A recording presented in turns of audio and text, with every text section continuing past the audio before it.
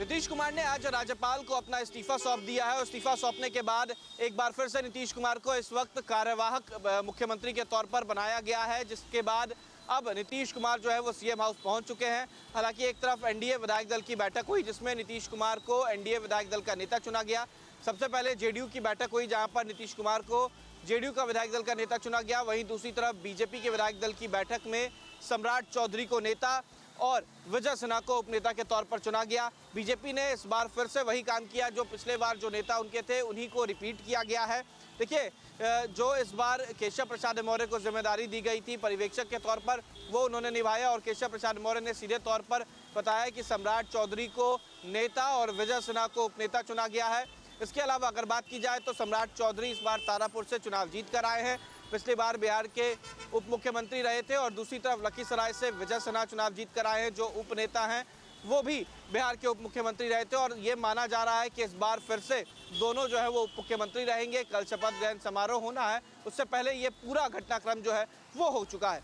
Video journalist Satyendra Kumar के साथ Utkarsh, News State UP UK. Bihar में नीतीश कुमार की ताजपोशी का काउंटडाउन जो है वो शुरू हो चुका है। कल यानी कि 20 नवंबर को मुख्यमंत्री पद की शपथ नीतीश कुमार लेंगे। पटना के ऐतिहासिक गांधी मैदान में ये पूरी तैयारी जो है वो की गई है। कल देश के प्रधानमंत्री नरेंद्र मोदी समेत कई राज्यों के मुख्यमंत्री जो हैं इस कार्यक्रम में शामिल होने वाले हैं, जिसको लेकर बिहार के राजभवन से ये तमाम जो इन्विटेशन है वो भेज दिया गया है। कल देश के प्रधानमंत्री नरेंद्र मोदी मौजूद रहेंगे। इसके अलावा केंद्रीय गृह राज्य मंत्री, केंद्रीय गृह मंत्री, बीजेपी के राष्ट्रीय अध्यक्ष और तमाम राज्यों के मुख्यमंत्री भी इसमें शामिल होने वाले हैं। इसको लेकर तैयारियां जो है वो गांधी मैदान में पूर्ण कर ली गई हैं। नई टेक्निक से वहां पर पूरा पंडाल लगाया गया है। 150 नए सोफे लगाए गए हैं और करीब 1.5 लाख से ज़्यादा कुर्सियां लगाई गई हैं। जो आम जनता वहां आएगी तो उनके बैठने की व्यवस्था जो है वो की गई है। फिलहाल गांधी मैदान को एसपीजी के घेरे में ले लिया गया है, तो वहाँ की सुरक्षा जो है वो भी बढ़ा दी गई है। कल देश के प्रधानमंत्री नरेंद्र मोदी के साथ जेपी नड्डा, अमित शाह, राजनाथ सिंह, इसके अलावा बीजेपी और एनडीए शासित राज्यों के मुख्यमंत्री जो हैं वो पहुंचने वाले हैं और कल मुख्यमंत्री नीतीश कुमार फिर से बिहार की सत्ता में काबिज होंगे और 10वीं बार मुख्यमंत्री पद की शपथ लेंगे। वीडियो जर्नलिस्ट सत्येंद्र कुमार के साथ Utkarsh, News State UP UK. Al Falah University के ठीक 700 मीटर की दूरी पर मौजूद है एक मदरसा। एक मदरसा तब चर्चा में आया जब ये पता चला कि डॉक्टर मुजम्मिल, जिसको गिरफ्तार किया जा चुका है, आतंकी डॉक्टर मुजम्मिल दरअसल एक मदरसे में जाता था और उस मदरसे में जहाँ पर वो जाता था वो धौज में मौजूद है और अल-फलाह से 700 मीटर की दूरी पर है। जहाँ पर हम आ चुके हैं ग्राउंड ज़ीरो पे, आप दिखा रहे हैं आपको, ये वो मदरसा है जहाँ पर डॉक्टर मुजम्मिल जो है वो आता था। और बताया जा रहा है कि इश्तियाक नाम का जो यहाँ पर मदरसा का मौलवी थे, वो यहाँ पर मदरसे पे बच्चों को शिक्षा देते थे और उर्दू अरबी की शिक्षा दी जाती थी। और ये भी कहा जा रहा है कि कई डॉक्टर यहाँ पर शिक्षा लेने के लिए भी आते थे डॉक्टर मुजम्मिल के साथ में।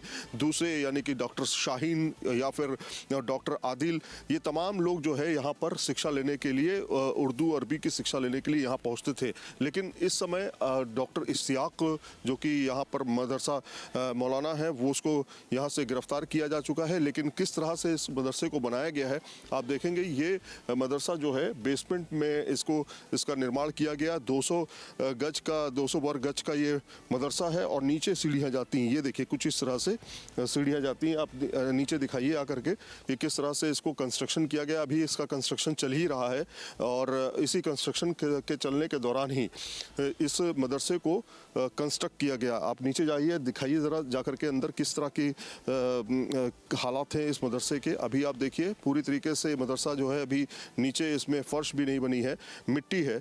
और इस मदरसे में बताया जा रहा है कि डॉक्टर मुजम्मिल का जो है पावर अटॉर्नी जो है वो उसने इश्तियाक, जो मौलाना इश्तियाक है, उसको ये पावर अटॉर्नी दे रखी है। तो ये वो मदरसा है जहाँ पर बताया जाता है कि आतंकी मुजम्मिल जो है बाकायदा आता था, यहाँ पर नमाज अदा करता था। साथ में यहाँ पर बच्चों को बताया जाता है, आसपास के जो बच्चे हैं उनको यहाँ पे पढ़ाया जाता था।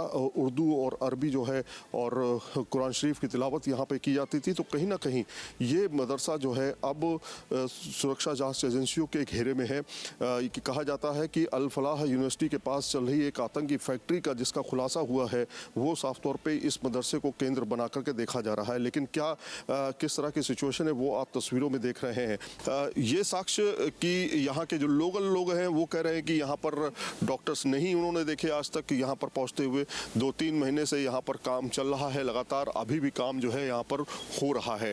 तो इसके कनेक्शन किस तरह से जुड़े हुए हैं डॉक्टर मुजम्मिल और उनकी पूरी टीम से, उनके पूरे गिरोह से, वो अभी देखना होगा और जांच एजेंसियां इसकी लगातार जांच भी कर रही हैं। वीडियो जर्नलिस्ट संदीप सिंह के साथ सईद आमिर हुसैन, धौज, हरियाणा। दिल्ली ब्लास्ट केस का कानपुर कनेक्शन लगातार गहराता जा रहा है। अब जांच में सामने आया है कि धमाके के दौरान जिन सिम कार्ड्स का इस्तेमाल किया गया था वे कानपुर से खरीदे गए थे। इसके लिए मोबाइल नेपाल से खरीदे गए थे। बताया जा रहा है कि जिन सिम कार्ड्स का इस्तेमाल हुआ उनमें से 6 सिम कार्ड कानपुर के शख्स के नाम पर खरीदे गए थे। इसको लेकर के जांच एजेंसियां अब सतर्क हो गई हैं और जांच एजेंसियों ने इस एंगल पर काम करना शुरू कर दिया है। जांच एजेंसियां ये पता लगाना चाहती हैं कि किस शख्स ने किस उद्देश्य से ये सिम खरीदे थे और ये सिम कैसे डॉक्टर उमर के पास पहुंचे और क्यों इनका इस्तेमाल इस पूरी घटना में हुआ। वहीं दूसरी तरफ यह भी कहा जा रहा है कि जिन मोबाइल्स का इस्तेमाल हुआ उनमें से कई मोबाइल नेपाल से खरीदे गए थे। इसके अलावा कानपुर से कारों का कनेक्शन भी निकल करके सामने आ रहा है। बताया जा रहा है कि धमाके में इस्तेमाल की गई 2 कारें कानपुर से खरीदी गई थी। 2 कारें कानपुर से खरीदे जाने की बात सामने आने के बाद जांच एजेंसियों ने 2 लोगों को हिरासत में लिया है। बताया जा रहा है कि दोनों लोग पुरानी कारों को बेचने और खरीदने का काम करते थे। इनसे लगातार पूछताछ की जा रही है। वहीं दूसरी तरफ बताया जा रहा है कि डॉक्टर शाहीन का भाई डॉक्टर परवेज, जिसे कि जांच एजेंसियों ने गिरफ्तार किया है, उसका भी कानपुर से गहरा ताल्लुक था। उसके 2 साले कानपुर में रह करके ठेकेदारी का काम करते थे। फिलहाल उनके बारे में भी कोई जानकारी नहीं मिल पा रही है। Shyam Tiwari, News State Kanpur. Delhi blast के बाद देश की जो सुरक्षा एजेंसियां हैं वो काफी सतर्क हैं, तो दूसरी तरफ इस मामले की जांच भी की जा रही है। एजेंसियां लगातार आरोपियों के ऊपर दबिश डाल रही हैं। जो उनके सहयोगी हैं, जो उनके साथ काम करते थे, उनको लगातार ढूंढा जा रहा है। वहीं इस मामले में अब यूपी एटीएस ने उत्तर प्रदेश के कुछ मदरसों को नोटिस भेज वहां के मौलवियों और वहां के छात्रों की जानकारी मांगी है। दरअसल यूपी एटीएस को द्वारा जिन मदरसों से जानकारी मांगी गई है, ये मदरसे उत्तर प्रदेश के प्रयागराज, कौशाम्बी और फतेहपुर जिले में स्थित हैं।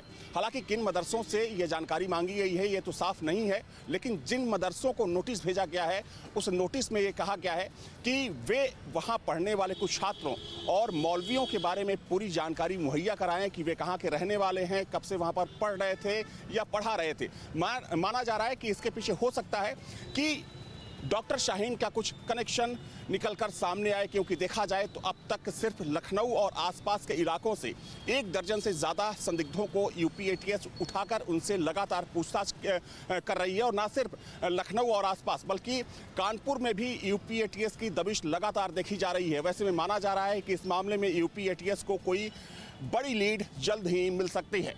वीडियो जल्दी पकड़ना के साथ Avinash Singh, News State, Lucknow. Delhi blast मामले में अब एजेंसियां शाहीन और परवेज की संपत्तियों का ब्यौरा जुटाने में लगी हुई हैं। इस वक्त मैं लखनऊ के लालबाग में हूं और आपको तस्वीर दिखा दूं कि दरअसल ये जो आप घर देख रहे हैं ये घर शाहीन के पिता सईद अहमद का है। हालांकि इस मामले के उजागर होने के बाद से ही चूंकि घर पे ताला लगा हुआ है, आप देख सकते हैं। हालांकि अगर परवेज की बात करें तो परवेज जो कि शाहीन का भाई है उसका घर मड़ियाओं में है, लेकिन अगर हम इस घर की बात करें तो शाहीन के पिता का ये घर है। और चूंकि शाहीन यहाँ पर आती जाती थी, लेकिन पिछले काफ़ी समय से इस घर में वो नहीं आई। लेकिन जिस तरीके से यूपी एटीएस की जाँच में पता चला कि शाहीन के कई बैंक अकाउंट्स हैं, जिसमें से कि एक अकाउंट लखनऊ के पते पर है, एक अकाउंट कानपुर के पते पर है। और चूंकि ये बात भी सामने आई है कि शाहीन को बीते कुछ सालों में जमकर फंडिंग भी हुई है, तो वैसे में एनआईए जो है, अब एनआईए शाहीन और परवेज की संपत्तियों का ब्यौरा जुटा रहा है कि आखिर कहां कहां पर शाहीन और परवेज की संपत्तियां हैं और ये संपत्तियां कहां से जुटाई गई हैं। क्या ये फंडिंग के पैसे से ही संपत्तियां जुटाई गई हैं या फिर इसका सोर्स कुछ और है। हालांकि अभी तक ये साफ नहीं हो पाया है कि इसके अलावा शाहीन की लखनऊ में कितनी संपत्तियां हैं, परवेज की कितनी संपत्तियां हैं। लेकिन हाँ, एक बात तो बिल्कुल साफ है कि जिस तरीके से शाहीन को फंडिंग हुई कश्मीरी मूल के डॉक्टरों से, तो वैसे में माना जा रहा है कि इसके अलावा भी कानपुर और फरीदाबाद के अलावा भी शाहीन कई जगहों पर अपनी संपत्ति बना चुकी होगी। वीडियो जर्नलिस्ट बकराना के साथ Avinash Singh, News State Lucknow. Delhi blast case के सिलसिले में lady terrorist doctor Shaheen Saeed को गिरफ्तार किया गया है। उसका कानपुर कनेक्शन सामने आने के बाद जांच एजेंसियों ने लगातार कानपुर में डेरा डाल रखा है। एनआईए और एटीएस की टीमें यहां पर लोगों से पूछताछ कर रही हैं। वे सभी लोग जो कभी ना कभी डॉक्टर शाहीन के संपर्क में थे, वे जांच एजेंसियों की रडार पर हैं। कल 12 लोगों से जांच एजेंसियों ने पूछताछ की है। 9 लोगों को हिरासत में रखा गया और काफ़ी देर तक उनसे पूछताछ की गई। इसी सिलसिले में बताया जा रहा है कि हितकारी नगर से एक संदिग्ध कार भी बरामद हुई है।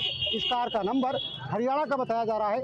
आपको बता दें कि कानपुर के चमनगंज, बेकनगंज, नाला रोड सहित तमाम ऐसे इलाके हैं जहां पर लगातार एटीएस और एनआईए का मूवमेंट बना हुआ है। लगातार उन लोगों से पूछताछ की जा रही है जो डॉक्टर शाहीन या उसके भाई डॉक्टर परवेज के संपर्क में रहे हैं। दरअसल डॉक्टर परवेज के मिलने वाले भी कानपुर में रहते हैं। कहा जाता है कि उसके ससुराल से जुड़े कई लोग यहाँ पर रहते हैं। और अब जबकि इस पूरे केस में जिन सिम कार्ड्स का इस्तेमाल हुआ उसका कनेक्शन भी कानपुर से निकल करके सामने आया। बताया जा रहा है कि चमनगंज इलाके के एक शख्स के नाम पर 6 सिम कार्ड्स खरीदे गए थे और इन सिम कार्ड्स का इस्तेमाल दिल्ली ब्लास्ट के दौरान किया गया था। उसके बाद जांच एजेंसियों ने अपनी निगाहें कानपुर में गड़ा दी हैं और तमाम जगहों पर लगातार लोगों की तलाश की जा रही है। इसी सिलसिले में जीएसवीएम मेडिकल कॉलेज के उन 7 डॉक्टर से भी पूछताछ की गई जो डॉक्टर शाहीन के साथ ही जीएसवीएम मेडिकल कॉलेज छोड़ करके गए थे। Shyam Tiwari, News State Kanpur. दिल्ली में हुए ब्लास्ट के बाद नगर निगम ने अभियान अपना तेज कर दिया है। जो बांग्लादेशी नगर निगम में काम कर रहे हैं उनकी बाकायदे तस्दीक की जा रही है। लगातार अधिकारी और खुद जो मेयर हैं वो कर्मचारियों से पूछताछ कर रही हैं, उनके दस्तावेज चेक कर रही हैं। ऐसी एक जगह पर हम डंपिंग यार्ड पर पहुंचे हैं जहां पर हम बात करेंगे कर्मचारियों से कि आखिर ये लोग कहां के रहने वाले हैं और कहां से आए हैं। हालांकि इनकी भाषा जो है वो थोड़ी कम समझ में आती है, लेकिन कोशिश करेंगे बातचीत करने के लिए। तो आप लोग कहाँ के रहने वाले हैं आप लोग? असम की जी। तो कल तो यहाँ मेयर भी आई थी, अधिकारी भी आए थे, लोगों के दस्तावेज वगैरह चेक हो रहे थे? चेक हो गया। अच्छा, चेक हो गया। हम लोग कागज सब पत्र दे दिया। क्या क्या कागज दिया आपने? हमने दिया है एनआरसी, हाँ। फोटोकॉपी कर दिया, आज दिया है आधार कार्ड की फोटोकॉपी दे दिया। आधार कार्ड की फोटोकॉपी दे दिया। कुछ लोग आ जाते हैं लेकिन बांग्लादेश वाले बीच में आप लोगों के काम करने लगते हैं। जी जी, हम लोग को सब अब शादी में है, सब लोग का। आप लोग खुद भी देख रहे हैं कि बीच में कोई आए ना ऐसा आदमी? कोई बीच में कोई शादी आए थे लेकिन चेक किया है, बस खत्म। मामले की गंभीरता को देखते हुए नगर निगम ने भी अपनी पूरी जिम्मेदारी संभाली है। जिन कंपनियों को काम मिला है वो बाकायदे कर्मचारियों का थंब इम्प्रेशन ले रही हैं और इस थंब इम्प्रेशन के ज़रिए उनकी अटेंडेंस जो है वेरीफाई की जाती है और इसके साथ ये भी जो है तस्दीक की जाती है कि जिन कर्मचारियों ने अपना डॉक्यूमेंट जमा किया है वो यहाँ पर पहुँच रहे हैं। तो कर्मचारी अपना जो है वो थंब इम्प्रेशन दे रहे हैं। सुबह और शाम दोनों टाइम लगाना पड़ता है? हाँ सर, 5 बजे और 2:30 बजे। जब सुबह आते हो तब लगाते हो? हाँ, और फिर गाड़ी जब जमा करता हूँ तो 2:30 बजे जमा करता हूँ। फिंगर पंचिंग लगाता हूँ। ठीक है, तो ये देखिए थंब जो है मशीन लगी हुई है थंब के लिए और यहाँ पर जो अटेंडेंस है वो यहीं से होती है और ये भी तस्दीक होती है कि जो कर्मचारी यहाँ काम कर रहे हैं वो वेरीफाइड है कि नहीं है। नगर निगम में इस तरह से बहुत सारे आप लोग यहाँ पर कर्मचारियों की अटेंडेंस लेते हैं? हाँ, अटेंडेंस लेते हैं हम। पेपर्स भी लोगों के जमा हो गए क्योंकि बहुत सारे लोगों के आधार कार्ड जो एनआरसी थी जमा हो रहे हैं। पेपर एनआरसी जो है जमा हो रही है इनकी। सफाई कर्मचारी के तौर पर लखनऊ के विभिन्न इलाकों में काम करते हैं। सबसे ज़्यादा इनकी संख्या नगर निगम में है, कुछ प्राइवेट भी काम करते हैं। वहाँ भी इस बात की तस्दीक की जा रही है कि असम के नाम पर कहीं कोई बांग्लादेशी तो नहीं है। दरअसल दिल्ली में ब्लास्ट के बाद जो सुरक्षा एजेंसियां हैं उन्होंने इस बात के संकेत दिए थे कि जो कर्मचारी हैं उनकी इस बात की तस्दीक कर ली जाए, खास करके जो सफाई कर्मचारी हैं तो उसको जो है लेकर काम किया जा रहा है। इसके साथ ही जो राज्यसभा सांसद हैं ब्रजलाल जी, उन्होंने भी इसको लेकर एक सवाल खड़ा किया था कि ये सब जो है बांग्लादेश से, जिसके बाद ये अभियान पूरी तरीके से तेज कर दिया गया है। अधिकारी और खुद लखनऊ के मेयर सुषमा खेरकवाल जो हैं वो इसकी जाँच कर रही हैं। लखनऊ से वीडियो जर्नलिस्ट हरराम के साथ निखिल शर्मा, न्यूज़ स्टेट उत्तर प्रदेश। देश की राजधानी दिल्ली में लाल किले के पास हुए कार धमाके की जांच अब सहारनपुर की सुर्खियों में रहने वाली नगरी देवबंद में भी पहुंच गई है। देवबंद में देर रात दिल्ली की स्पेशल टीम और एटीएस की टीम पहुंची थी, जहां उन्होंने छापेमारी की है एटीएस और दिल्ली की स्पेशल टीम ने छापेमारी करते हुए देवबंद के मोहल्ला पठानपुरा के पास से एक युवक को हिरासत में लिया है। युवक फरीदाबाद की अल फलाह यूनिवर्सिटी में MBBS तृतीय वर्ष का छात्र था। बताया जाता है कि दिल्ली कार धमाके में मारे गए डॉक्टर उमर नबी के इससे संपर्क बताए जा रहे हैं, क्योंकि बताया यह भी जाता है कि देवबंद से गिरफ्तार युवक ने डॉक्टर उमर नबी से व्हाट्सएप चैट के माध्यम से भी बात की थी और व्हाट्सएप कॉलिंग के माध्यम से ही बात की थी, जिसके बाद दिल्ली की स्पेशल टीम और ATS की टीम देवबंद पहुंची और देवबंद के मोहल्ला पठानपुरा से इस युवक को गिरफ्तार किया है, जिसका नाम अहमद रज़ा बताया जा रहा है। हालांकि इस युवक के बारे में भी कोई ज़्यादा जानकारी निकलकर सामने नहीं आई है, क्योंकि इसको दिल्ली की स्पेशल टीम अपने साथ ले गई है और इससे वहाँ पर लगातार पूछताछ कर रही है। अब देखने वाली बात ये होगी, क्योंकि देवबंद हमेशा से ही सुर्खियों में रहा है और अब दिल्ली में जो लाल किले के पास जो कार विस्फोट हुआ था उसकी जांच सहारनपुर के बाद अब देवबंद में भी पहुंच गई है, क्योंकि लगातार खुफिया एजेंसियां जो हैं वो जांच में लगी हुई हैं। अब सबसे बड़ा सवाल यही है कि आखिर कौन कौन लोग देवबंद से इसमें शामिल हैं, वो तो जांच के बाद ही निकल कर सामने आएगा। हालांकि जो युवक दिल्ली की स्पेशल टीम ने यहाँ से गिरफ्तार किया है, उसको दिल्ली की स्पेशल टीम अपने साथ दिल्ली लेकर चली गई है, जहाँ उससे पूछताछ भी की जा रही है। Mateen Khan, News State, Deoband. वृंदावन में शराब के ठेके पर हंगामा और शराब के ठेके पर मौजूद सेल्समैन के साथ मारपीट और ठेके को बंद कराने के मामले में पुलिस ने 6 नामजद और 15 अज्ञात के खिलाफ मामला दर्ज कर लिया। पुलिस पूरे मामले की जांच पड़ताल में जुटी है कि वो कौन लोग थे और क्यों वहां आए थे। लेकिन आपको बता दें, धीरेन्द्र कृष्ण शास्त्री की हिंदू एकता पद यात्रा के बाद उन्होंने ब्रजवासियों से कहा था कि मंदिरों के पास कुछ ऐसी दुकानें हैं जिन्हें देखकर हिंदुओं की और श्रद्धालुओं की भावनाएं आहत होती हैं। उनमें से 2 दुकानों के उन्होंने नाम भी लिए थे। एक छठी करा पर स्थित प्रिया कांजू मंदिर के पास की दुकान बताई थी और दूसरी संत प्रेमानंद महाराज की पद यात्रा के दौरान रास्ते में पड़ने वाली शराब की दुकान का नाम उन्होंने बोला था और ब्रजवासियों से आग्रह किया था कि वो वृंदावन से ऐसी दुकानों को हटाने का काम करें, जिसके बाद कुछ लोग आक्रोशित हुए और शराब के ठेके पर पहुंच गए, जो संत प्रेमानंद महाराज की पदयात्रा वाले रास्ते सुनरख रोड पर पड़ता है। वहां पर उन्होंने जमकर हंगामा किया, लेकिन धीरेन्द्र कृष्ण शास्त्री ने यह भी कहा था कि आपको कानून को हाथ में लेने की आवश्यकता नहीं है, प्रशासन पर आप किसी भी तरह का दबाव बनाएं, उन्हें ज्ञापन सौंपें और सरकार और प्रशासन से मांग करें कि ये धर्म नगरी है, यहाँ की रज रज में कण कण में भगवान बसते हैं और यहाँ की रज को मस्तक से लगाया जाता है। ऐसे में यहाँ पर शराब और मदिरा की दुकानें पूरी तरह प्रतिबंधित होनी चाहिए। एक वचन दे दो, जहाँ वृंदावन में अंदर जाते ही पूज्य बाबा प्रेमानंद जी परिक्रमा के लिए मुड़ते हैं, वहाँ भी एक मदिरा की दुकान है। छठी करा में प्रियाकांत जू के पूर्व में जहाँ मुड़ते हैं, उसके कुछ दूर पूर्व ही मदिरा की दुकान है। हम चाहते हैं इतना आशीर्वाद दे दो कि हमें आप जब बुलाओगे हम आते रहेंगे। आप 1 वर्ष के अंतर्गत उन दुकानों को बाहर निकालने का संकल्प दे दो। आप चाहे जो करना पड़े, जिसकी दुकान है हाथ जोड़ने पड़े, जो दुकान लगाए हम उसके पैर पकड़ने को तैयार हैं। अब इस मामले को लेकर साधु संतों में भी नाराजगी है। साधु संत लगातार यही मांग कर रहे हैं कि ब्रज से लगातार जो शराब और मांस की दुकानों को हटाने की वो मांग कर रहे हैं, उनकी मांग मानी जाए, क्योंकि ये धर्म नगरी है और यहाँ के कण कण में भगवान बसते हैं और लाखों की संख्या में यहाँ हर दिन श्रद्धालु आते हैं। तो मंदिरों के मोड़ और रास्तों पर इस तरह दुकानें शोभा नहीं देती। अब ब्रज से मांस मदिरा को पूरी तरह प्रतिबंध करने की मांग तेज उठ रही है। अब जिस तरीके से लोगों पर FIR दर्ज हुई है, पुलिस का कहना यही है कि कानून को हाथ में लेने का किसी को अधिकार नहीं है। जिस दुकान को बंद कराया था वो लाइसेंस था उसके पास, और ऐसी हरकत करने के बाद पुलिस कार्रवाई के लिए लगातार काम कर रही है। Taraji Saraswat, news state, Mathura.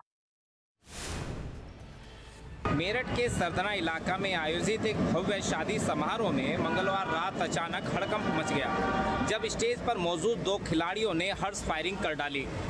दूल्हा दुल्हन बने अंतर्राष्ट्रीय जेवलिन प्लेयर अन्नू रानी और किक बॉक्सिंग खिलाड़ी साहिल भारद्वाज ने जयमाला रस्म के दौरान दोनाली बंदूक उठाई और हर्ष फायरिंग कर डाली। इस हर्ष फायरिंग का वीडियो सोशल मीडिया पर तेजी से वायरल हो गया। वीडियो में साफ दिख रहा है कि फायरिंग के दौरान बंदूक का रिकॉल इतना तेज था कि हथियार नीचे की तरफ झटक गया। हालांकि किसी मेहमान को चोट नहीं लगी, लेकिन ये दृश्य तमाम प्रकार के सवाल खड़ा कर देने वाला था। कई लोगों ने इस हरकत को खिलाड़ियों की गैर जिम्मेदाराना और कानून की खुली अवहेलना बताया। वीडियो का संज्ञान लेते हुए मेरठ के एसएसपी विपिन ताड़ा ने स्थानीय थाने सरदना को संबंधित वीडियो के मामले में वैधानिक कार्रवाई के आदेश दिए हैं। सोशल मीडिया पर एक वीडियो आया है जिसमें कि दूल्हा दुल्हन जो है फायर करते नजर आ रहे हैं। इसमें थाना सरदना पर नियमानुसार मुकदमा दर्ज करवाया गया है और जो शस्त्र हैं और जो लोग इसमें दिखाई दे रहे हैं उसमें आगे इनके विरुद्ध कार्रवाई की जा रही है। सोशल मीडिया पर वायरल हुए वीडियो को देखकर लगातार लोगों की प्रतिक्रियाएं सामने आ रही हैं। लोगों का कहना है कि राष्ट्रीय स्तर के खिलाड़ियों से ऐसी उम्मीद नहीं की जा सकती। मेरठ से अरुण सागर, न्यूज स्टेट के लिए। अलीगढ़ में अब मदरसों पर शिकंजा कसने की तैयारी चल रही है। दरअसल मदरसों में लगातार शिकायत आ रही है कि बहुत सारे शिक्षक वहां पर नहीं आते। ऐसे में अब बायोमेट्रिक के जरिए उनकी अटेंडेंस ली जाएगी, जिससे कि जो शिक्षक हैं वो वहां पर समय पर पहुंचें। साथ ही साथ जो लोग ऐसा करते हुए नहीं पाए जाएंगे उनके ऊपर कड़ी कार्रवाई की तैयारी भी की जा रही है। शासन से निर्देश यह आया है कि जो वहाँ टीचर्स लगे हुए हैं उनके बायोमेट्रिक अटेंडेंस लिए जाएं, तो उसके लिए विभाग को निर्देशित किया गया है। अटेंडेंस का तात्पर्य ही उसको पेरोल के लिए होता है, तो उसके हिसाब से किया जाएगा। अवैध मदरसों को लेकर पहले भी जांच हुई है और उस संबंध में जो शासन के निर्देश है उसके हिसाब से कार्रवाई की जा रही है। वीडियो जर्नलिस्ट सैफुल हसन के साथ शुभम पांडे, न्यूज स्टेट, लखनऊ।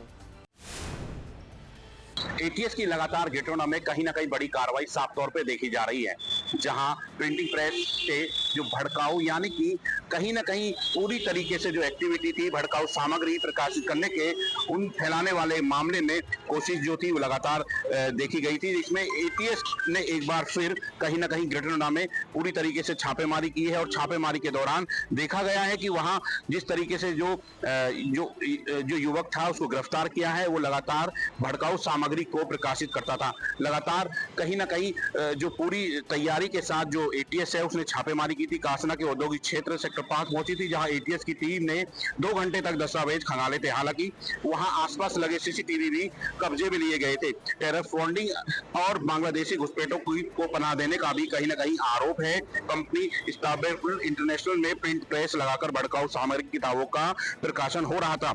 विदेश से 11 करोड़ की फंडिंग भी जो होना बताया जा रहा है, बात सामने आई है। इसी को लेकर जो एटीएस है वो लगातार पूरे मामले पर जांच पड़ताल करती नजर आ रही है। लगातार अभी पूर्व में कासना में छापेमारी हुई थी औद्योगिक क्षेत्र में, पूरी तरीके से प्रिंटिंग प्रेस बनाकर वहां जो भड़काऊ प्रकाशित जो किताबें थी उनको प्रकाशन किया जा रहा था। इसी को लेकर तो कहीं ना कहीं जो एटीएस है उसने छापेमारी की। छापेमारी के दौरान कई ऐसे बड़े राज और जो साक्ष्य हैं वो बरामद किए हैं।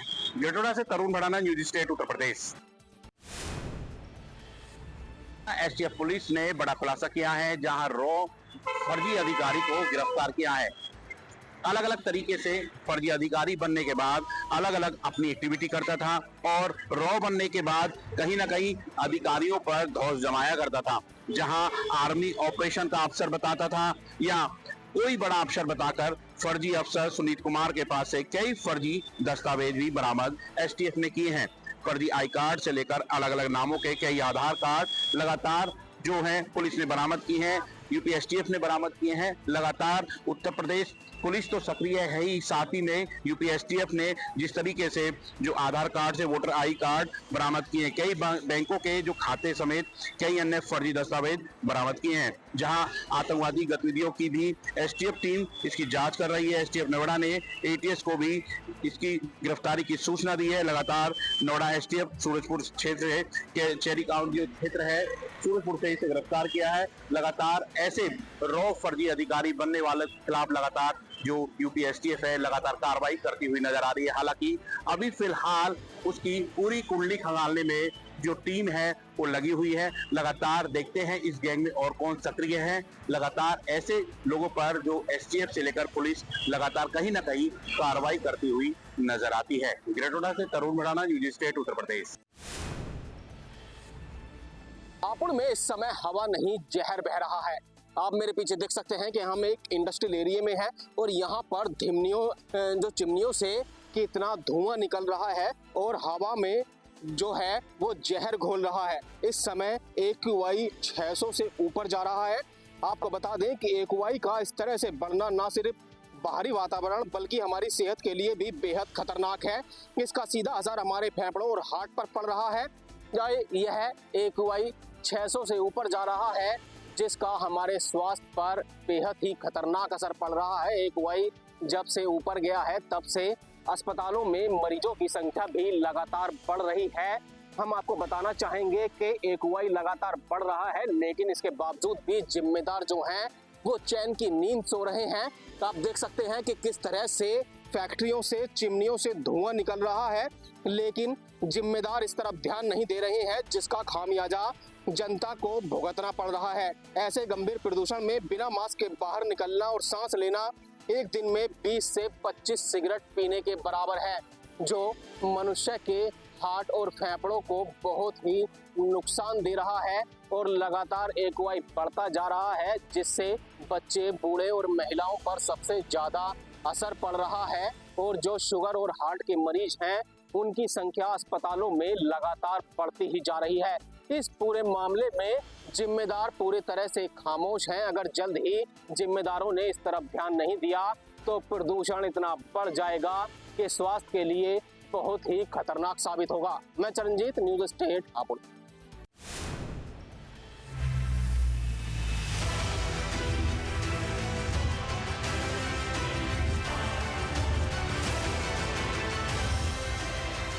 जहाँ भक्ति है हर शब्द में, कथाओं में छुपे हैं दिव्य रहस्य और ज्योतिष देता है जीवन को दिशा। धर्म से जुड़ी हर बातों को जानने के लिए हमारे चैनल स्तुति को सब्सक्राइब करें। चैनल पर जाने के लिए इस लिंक पर क्लिक करें।